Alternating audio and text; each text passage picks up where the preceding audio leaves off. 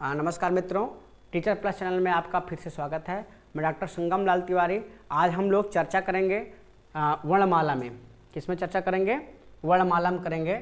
पहले वर्णमाला के विषय में आपको बताना चाहूँगा कि वर्णमाला की चर्चा का तात्पर्य है कि सभी के मत में, चाहे वैदिक ध्वनि समूह हो, चाहे लौकिक संस्कृत ध्वनि समूह हो, चाहे पाणिनि शिक्षा हो, अथवा आचार्य पाणिनि का माहेश्वर सूत्र के अनुसार वर्णों की संख्या हो, ध्वनि समूहों की संख्या हो, इन सब का समवाय एकत्रित करके हम लोग आज इस पर चर्चा करेंगे।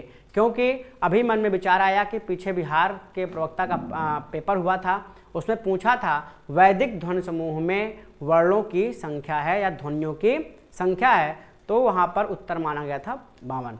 तो कहने का तात्पर्य है कि वर्णमाला आप जब सुनते हैं तो सुनने में तो बहुत छोटा सा आपको लगता है कि वर्णमाला कौन पढ़ेगा, लेकिन इससे यह प्रश्न आपको फ्लेक्शन से बाहर या अंदर करने में एक ही प्रश्न पर्याप्त होता है।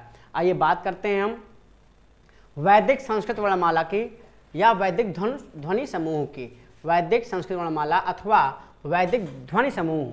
अगर वैदिक संस्कृत वर्णमाला पूछता है तो भी उत्तर वही होगा, वैदिक ध्वनि समूह पूछता है तो भी उत्तर वही होगा।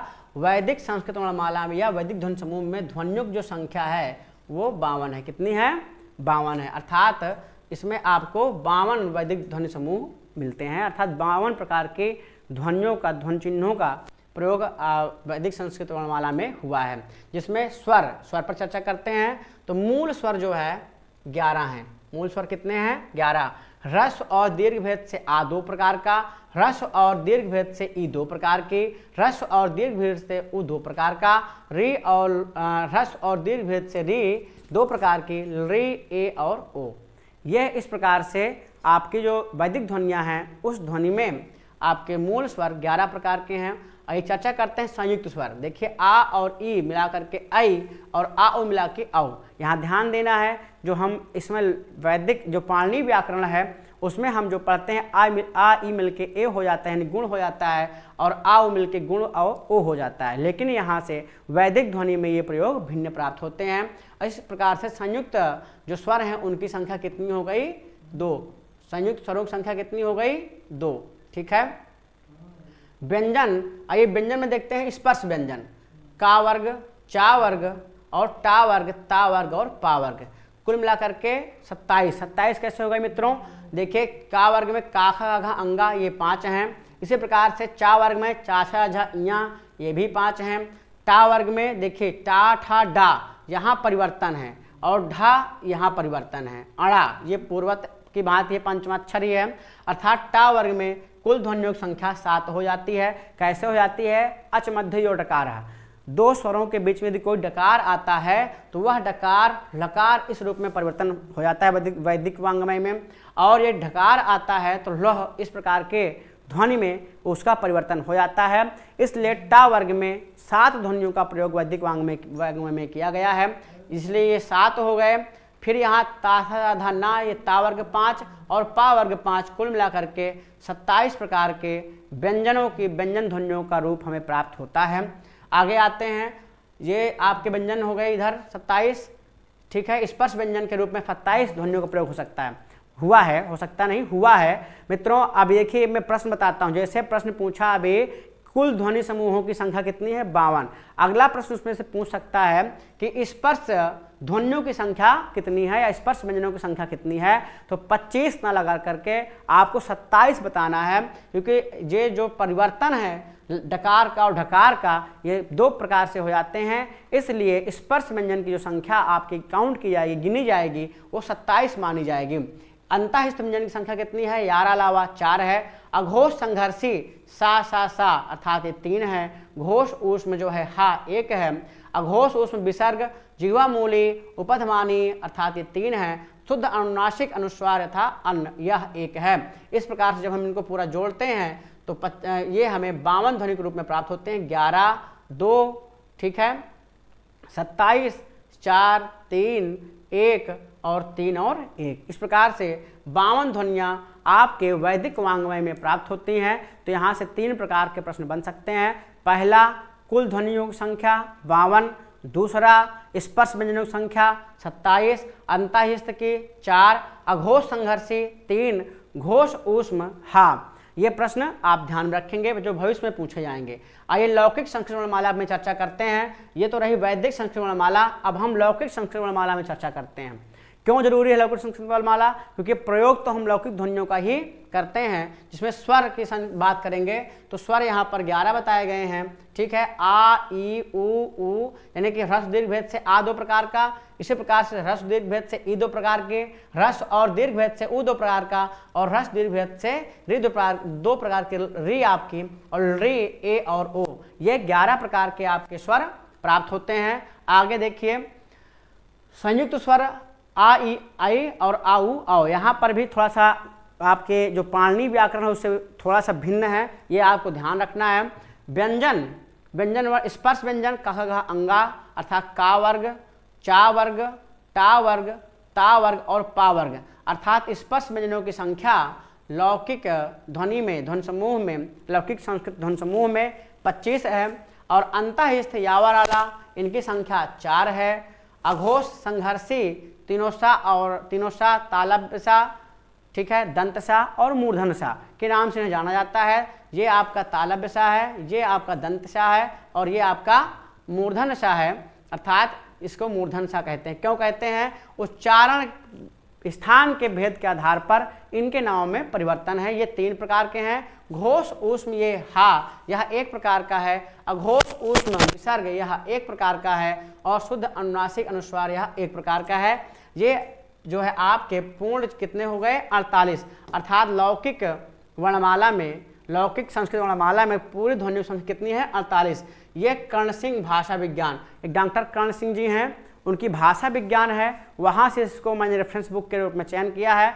मित्रों, आपके प्रवक्ता के माध्यमिक उत्तर प्रदेश माध्यमिक सेवा चयन बोर्ड के पाठ्यक्रम में डॉक्टर कर्ण सिंह की जो पुस्तक है वही प्रमाणक रूप में मान्य होती है। एक बार इसमें से एक प्रश्न आया था कि घोष ऊष्म व्यंजन है, घोष ऊष्म व्यंजन है, यह प्रश्न पूछा जा चुका है। उसी प्रकार से अघोष संघर्षी व्यंजन नहीं है, यह भी प्रश्न पूर्व में प्रवक्ता की परीक्षा में पूछा गया है। क्या पूछा गया कि अघोष संघर्षी, यानी कि अघोष संघर्षी व्यंजन नहीं है, तो तीनों सा क्या है? अघोष संघर्षी हैं। इसमें एक स्पर्श वर्ण दे दिया था जो अघोष संघर्षी व्यंजन नहीं था। इस प्रकार के भविष्य में भी यहाँ से प्रश्न बन सकते हैं, इसलिए आप डॉक्टर कर्ण सिंह को आधार मान करके इस वैदिक लौकिक संस्कृत वर्णमाला में कुल 48 ध्वनियाँ होती हैं, इसका आप ध्यान रखेंगे। इसको वहाँ से आप पढ़ भी सकते हैं। आइए आगे देखते हैं। माहेश्वर सूत्रानुसारेण वर्णाः, मैंने आपसे कहा था कि मैं एक ही वीडियो में संस्कृत की सभी वर्णमालाओं को आपको बताऊंगा। उसी क्रम में माहेश्वर सूत्र के अनुसार वर्णों की संख्या कितनी है? अच स्वयं राजंतित स्वराः, अच कितने हैं जिन्हें अच कहा जाता है? आ, ई, उ, रिल, री, ए, ओ, ऐ, औ, अर्थात ये 9 जो मूल स्वर आचार्य पाणिनि ने प्रयोग किए हैं वो 9 हैं। उसके बाद व्यंजनानि, व्यंजन कितने हैं जिसे हल के नाम संबोधित करते हैं? तो हाय और रट, इस सूत्र में आपके 4 व्यंजन हैं। लण, इस सूत्र में आपका 1 व्यंजन है। यमंगलम, इस सूत्र में आपके 5 व्यंजन हैं। जभय, इस सूत्र में आपके 2 व्यंजन हैं। घटधस, इस सूत्र में आपके 3 व्यंजन हैं। जब गर्दस, इस सूत्र में आपके 5 व्यंजन हैं। उसी प्रकार से ख, फो, छ, ठ, थ, चट, तौ, इस सूत्र में आपके इतने व्यंजन हैं, यानी कि 2, 2, 4, 2, 6, 2, 8 व्यंजन हैं। कपय, इस सूत्र में आपके 2 व्यंजन हैं। शखसर, इस सूत्र में शखसर, इस सूत्र में आपके 3 व्यंजन हैं। ठीक है। हल, यहाँ पर 1 व्यंजन है, ये इसकी भी यहाँ काउंट होती है। ध्यान रखना है कि हल सूत्र में जो हा है उसे भी काउंट करना है, और हैवरट में जो हा है उसको भी हमें काउंट करना है। इस प्रकार से आचार्य पाणिनि के अनुसार जो माहेश्वर सूत्र हैं उनमें कुल व्यंजनों की संख्या कितनी हो गई? कुल वर्णों की संख्या कितनी हो गई? 42। कुल ध्वनियों की संख्या हुई 42, जिसमें से आपके 9 स्वर हैं और 33 व्यंजन। मित्रों, 2009 में एक प्रश्न बोर्ड के द्वारा पूछा गया था कि व्यंजनों की संख्या कितनी है, तो वहां पर आयोग ने उत्तर माना था 33। तो आपको ध्यान रखना है, हा वर्ण 2 बार है, उसको 2 बार आपको गिनना है। 2 बार गिनने के बाद वो 33 वर्ण वहां पहुंचते हैं। अगर आप उसे 33 2 बार नहीं गिनते हैं तो 32 हो जाएगा, यहाँ संख्या आ जाएगी 41। इस प्रकार से आपका प्रश्न आयोग गलत मान लेता है, उसके पीछे आप कोई भी तर्क दें वो स्वीकार नहीं किया गया था। अंत में निष्कर्ष रूप में विद्वानों ने यही कहा कि माहेश्वर सूत्र में वर्णों की संख्या, व्यंजन वर्णों की संख्या 33 है, स्वर वर्णों की संख्या 9 है और पूर्ण दोनों को जोड़ करके पूर्ण वर्ण कितने हैं 42। इस प्रकार से यहाँ 2 प्रकार के प्रश्न बन सकते हैं, ये आपको ध्यान रखना है। आगे चलते हैं, पाणिनीय शिक्षायाम वर्णाः। देखिए ये पाणिनीय शिक्षा है जो आपके यूजीसी के पाठ्यक्रम में समाहित है। यहाँ से भी प्रश्न पूछे जाते हैं कि पाणिनीय शिक्षा के अनुसार स्वरों की संख्या कितनी है। इसके लिए पाणिनीय शिक्षा के प्रारंभ में लिखा हुआ है त्रिषष्टि चतुष्षष्टिर्वा वर्णाः संभुमते मताः प्राकृते संकृते चापि स्वयं प्रोक्ताः स्वयंभुवा स्वरा विंशतिरेकश्च स्पर्शानां पंचविंशतिः। यहाँ इया बना लीजिए, स्पर्शानां पंचविंशतिः यादयश्च स्मृता षष्टौ चत्वारश्च यमाः स्मृताः अनुस्वारो विसर्गश्च कपौ चापि पराश्रितौ दुष्प्रष्टश्चेत विज्ञेयो लिकारः प्लुत एव च। इतने श्लोक में ये 5 श्लोक दिए हुए हैं। इसी 5 श्लोक में आचार्य पाणिनि ने पूरे ध्वनि समूह को बताया है। आचार्य पाणिनि शिक्षा में पूरे ध्वनि समूह को बताया गया है। आइए देखते हैं पाणिनि शिक्षायाम वर्णाः कौन कौन से स्वराः।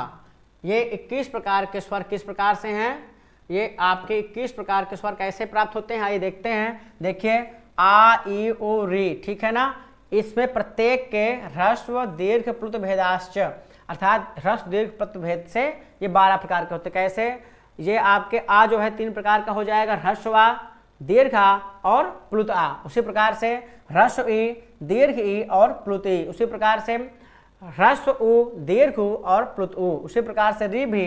इस प्रकार से प्रत्येक के 3 भेद हो जाएंगे और 4 हैं तो 4 3 12 हो गए। और री यह 1 प्रकार का है, अर्थात कुल अब 13 स्वर हो गए। ए ओ अय्यो दीर्घ व प्लुत भेद से 8, ये 8 प्रकार के हो गए। क्यों, क्योंकि तेषाम ह्रस्वाभावात्, इन स्वरों का ह्रस्व का अभाव होता था, इनमें ह्रस्व इनके नहीं होते हैं।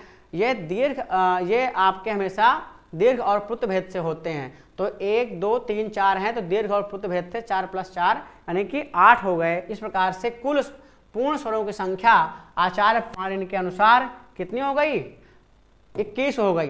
अर्थात अब प्रश्न यदि आपसे पूछा जाएगा कि पाणिनि शिक्षा के अनुसार संपूर्ण स्वरों की संख्या है तो आप 21 बताएंगे। आइए व्यंजन देखते हैं। देखिए लिखा हुआ है स्पर्शानां पंचविंशतिः कादयो मावसानाः स्पर्शाः। का से लेकर के मा पर्यंत स्पर्श व्यंजन कहे गए हैं, जिनकी संख्या कितनी है 25 है। अर्थात स्पर्श व्यंजनों की संख्या कितनी है 25।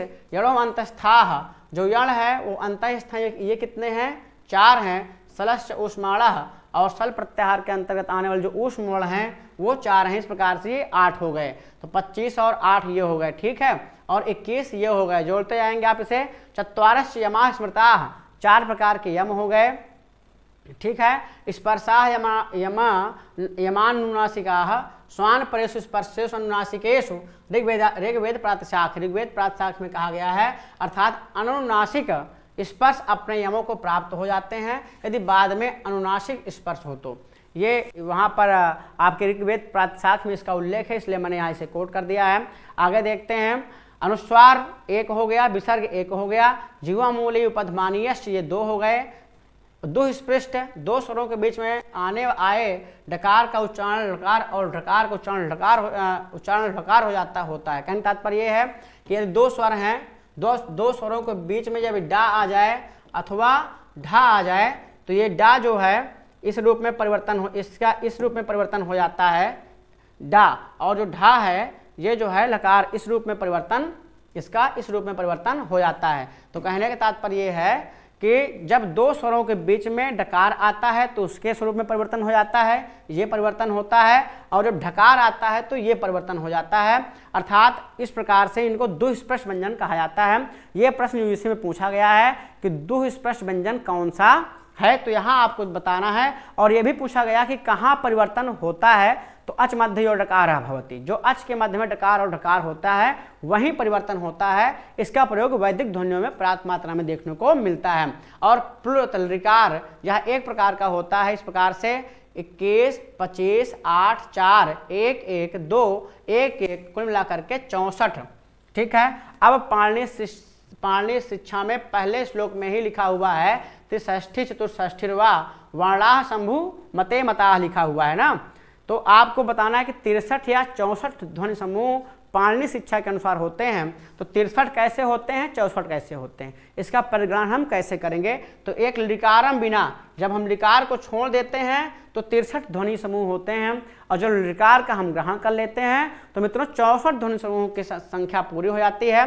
इस प्रकार से आज हमने संपूर्ण वर्णमाला को एक स्थान पर पढ़ा। पहले हमने वैदिक वर्णमाला को पढ़ा, फिर संस्कृत वर्णमाला को हमने लौकिक संस्कृत वर्णमाला को पढ़ा कर्ण सिंह के अनुसार, डॉक्टर कर्ण सिंह के अनुसार। फिर हमने माहेश्वर सूत्र के अनुसार वर्णों की संख्या, जिसमें व्यंजन की संख्या 33 और स्वर की संख्या 9 हमने पढ़ा। और उसके बाद हमने पाणिनि शिक्षा के अनुसार ध्वनियों के समूह के ध्वनियों की हमने चर्चा किया। ध्वनि में 63 या 64, इसमें यह बहुत बड़ा प्रश्न है कि 63 कैसे 64 कैसे। तो लिकार को छोड़ करके 63 और लिकार का ग्रहण करके 64। मित्रों इसमें से अब तक पूर्व में जितने भी प्रश्न पूछे गए हैं और संभावित प्रश्न क्या बन सकते हैं, इसका एक अलग से मेरा वीडियो होगा जिसमें हम आप चर्चा पर चर्चा करेंगे। तब तक के लिए आपको नमस्कार। आप चैनल को सब्सक्राइब करें और अधिक से अधिक लोगों तक पहुंचाएं। नमस्कार, धन्यवाद।